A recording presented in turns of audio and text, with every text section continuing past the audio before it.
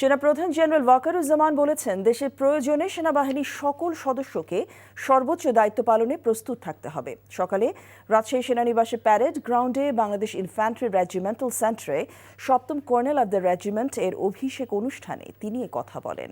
এর মধ্য দিয়ে সেনাপ্রধান বাংলাদেশ ইনফ্যান্ট্রি রেজিমেন্টাল সেন্টারের অভিভাবকত্ব গ্রহণ করলেন। সেনাপ্রধান বলেন, ইনফ্যান্ট্রি রেজিমেন্ট 1971-এর পর থেকেই দায়িত্বশীলতার সঙ্গে তাদের দায়িত্ব পালন করে যাচ্ছে। আগামীতে এই রেজিমেন্টকে আরও আধুনিক ও সক্ষম করে গড়ে তোলা হবে। সেনাপ্রধান আধুনিক যুগোপযোগী প্রশিক্ষণের মাধ্যমে একবিংশ শতাব্দীর চ্যালেঞ্জ মোকাবেলায় সদা প্রস্তুত থাকতে রেজিমেন্টের সব সদস্যের প্রতিও আহ্বান জানান।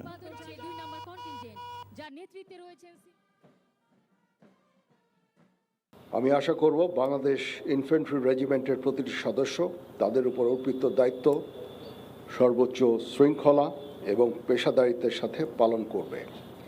এই রেজিমেন্টের প্রতিটি সদস্য দেশের যে কোনো প্রয়োজনে স্বতঃস্ফূর্তভাবে দায়িত্ব পালন করবে এবং প্রয়োজনে নিজেদের জীবন উৎসর্গ করতে প্রস্তুত থাকবে।